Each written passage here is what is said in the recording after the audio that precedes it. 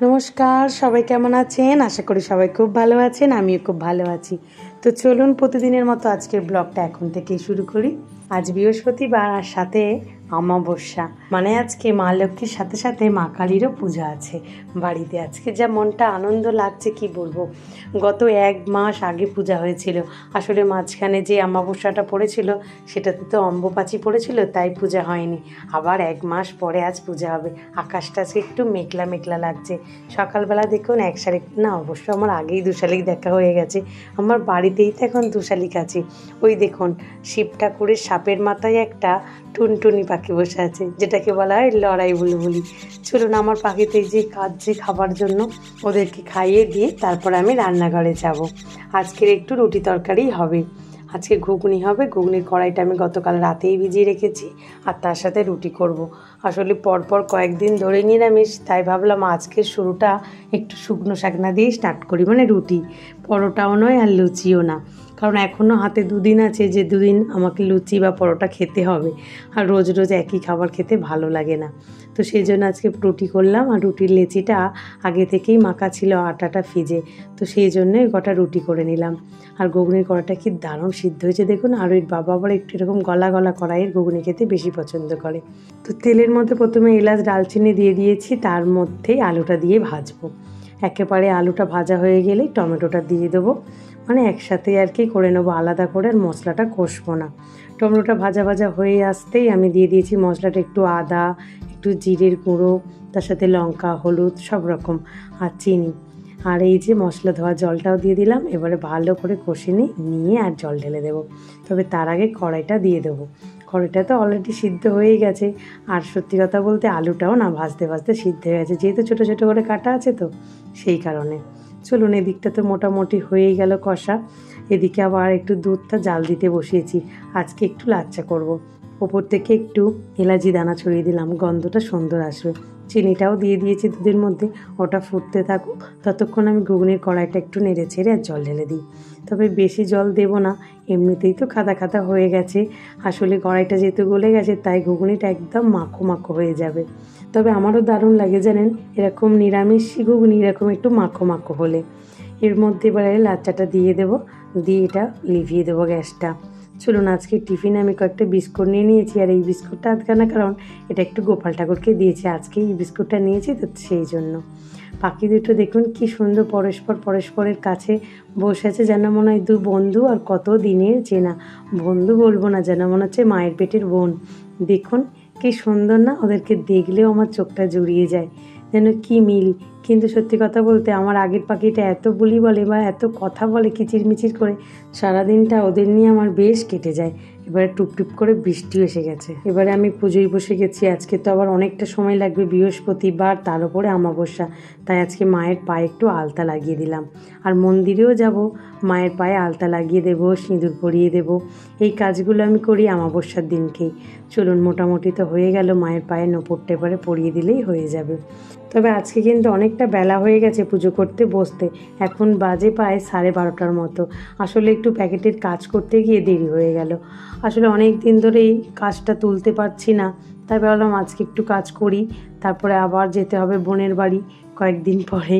তারপরে আছে বড় ঠাকুরের বার, মানে কয়েকদিন আবার একটু মানে দিতে পারবো না সময়, তাই জন্য আজকে একটু টেনে করে নিয়েছি। আর এই যে আলপনাটা দিয়ে নিচ্ছি, তারপরেই আমি প্রদীপটা জ্বেলে পুজোটা শুরু করে দেব। তবে জানেন ফুল তো বেশি পাইনি, কারণ সব গাছ তো কেটে দিয়েছি বাগানের। আর কাকা যে কটা ফুল দিয়েছে সে কটা দিয়েই পুজো করতে হয়। তবে গতকাল রাতে আরুর বাবাকে বলতে কিছু ফুল এনে দিয়েছে, দেখুন এই যে গাঁদা ফুলগুলো এনে দিয়েছে। তবে আজকে যেহেতু অমাবস্যা, তাই মালাও আনতে দিয়েছি। দুপুরে খাবার দাবার নিয়ে বসে গেছি। একটু ডাল কাকিমা পাঠিয়েছে, বেশ নারকেল দিয়ে করার দারুণ স্বাদ হয়েছে। এবারে 3টে বাজে, আমি তো বসতেই হবে ঠাকুরের ভোগটা বানাতে, কারণ আবার 6টার মধ্যে ঠাকুর মশাই এসে যাবে। ততক্ষণে না যদি রেডি করতে পারি, শুধু পায়েস করবো না, তার সাথে একটু লুচিও করব। লুচি আর পায়েস ঠাকুরকে দেবো। আসলে লুচিটা করতাম না, এই পায়েসটা কাকারা দিচ্ছে আজকে, মানে ভোগটা। আর তাই জন্য ভাবলাম আমি কিছু মাকে খাওয়াবো না, তাই আমি একটু লুচি করছি। দাদা যে ঘিটা এনে দিয়েছিল সেই ঘিটা দিয়েই করবো আজকে পায়েসটা। চালটা ভেজে নেবো এই ঘিটা দিয়ে। সুন্দর গন্ধ বেরিয়েছে জানেন, পুরো মনে হচ্ছে একদম ঘরে মানে ঘরে তৈরি করা আর কি, পুরো একটা গরুর দুধের গন্ধ বেরোচ্ছে ঘিটা থেকে। এই দেখুন একটু কাজু কিশমিশ দিয়ে দিলাম, ভালো করে এটাকে সুন্দর করে নেড়ে ভেজে নেব। তারপরে এর মধ্যে দুধ দিয়ে দেবো। আস্তে আস্তে পায়েসটা ফুটতে থাকুক। চলুন আমি আবার একটু পুজোর জোগাড় করি, পঞ্চপ্রদীপ প্রদীপগুলো আবার সাজাতে হবে তো।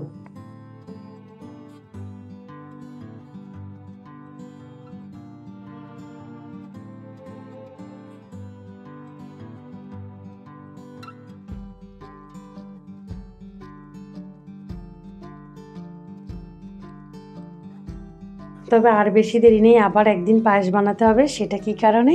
জন্মাষ্টমীতে। এই মাসেই পড়েছে শেষের দিকে জন্মাষ্টমী, তো সেটা নিয়ে খুব চাপে আছি। পড়েছে শনিবার, বাবার বার, সেটাই শেষ। আবার সেই দিনেই পড়েছে জন্মাষ্টমী। কোনটা ছেড়ে যে কোনটা করি আমি মাথায় আসছে না। তবে যে কোনো একটা তো করতে হবে। বাবার বারটা করতে গেলে আবার এদিকে আমার গোপালের খাবার দাবার বানানো হবে না, কারণ ওই দিনকে সত্যি সারাদিন খুবই ব্যস্ত থাকি। একটা একটা করে সব রকম খাবার করতে হয়। তালপুরুলি, নাড়ু, লুচি, সুজি, বেগুন ভাজা, তার সাথে আছে আবার পায়েস, মানে কী যে করি, ক্ষীর, আবার আছে ছানা। উফ, সেদিনকে প্রচুর কাজ। অসীমা আর আমি যদিও একসাথে করি, তাও তো বলুন কাজ তো কাজই। হ্যাঁ, তো সেই জন্য একটু মাথা কাজ করছে না যে আমি কি করব। তো যাই হোক, ভগবান যখন দেবেন দিন, ভগবানই উদ্ধার করবেন। চলুন, বেশ লুচিগুলো ফুলছে কিন্তু দেখুন, ঠাকুরের বলে না কি জানি না, বেশ ফুলছে। মা মনে হচ্ছে ফোলা ফোলা লুচি খেতে বেশি পছন্দ করে, তাই সব লুচিগুলো ফুলিয়ে দিচ্ছে। এতটাও কিন্তু ঠাসিনি আমি ময়দাটা, এতটা ফোলার মতো। জাস্ট চটপট করে একটু থেসে আমি লেচি করে নিয়েছি, তাও আবার ঠান্ডা জলে করেছি জানেন, কিন্তু তাতেই লুচিগুলো এত ফুলছে। আজকে যেমন গরম, মানে আমি গরমে ফুলছি, তেমন লুচিগুলো আজকে খুব ফুলছে দেখুন। অনেকটা সময় ধরে গ্যাসের কাছে আছি তো, তাই জন্য প্রচণ্ড গরম হচ্ছে। মানে ঘাম দিয়ে লুচি হচ্ছে না তেল দিয়ে লুচি হচ্ছে, নিজেই বুঝতে পারছি না। চলুন, কথা বলতে বলতে ঠাকুর মশাই এসে গেছে। আসন উপসন বিনেগং পিত্তিতা জিতালকা দেবিত্তং বিস্মৃত তঞ্চধারমং নিত্যং পবিত্রং কুরচাসম ভামে গুরুপেন পরম গুরু পরাপন পরশু দক্ষিণে গং সাইন উদয়ম পরশুতকে তোমায় নমঃ। পূজার শেষে যে প্রসাদ খাওয়ার আনন্দটা, যখন আমি সবার হাতে হাতে প্রসাদিটা তুলে দিই, তখন না এই যে সারাদিনের কষ্টটা একটুও মনে থাকে না।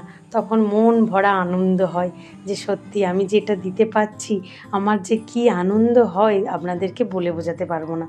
চলুন, ঠাকুরমশাই এবারে আরতি শুরু করবেন।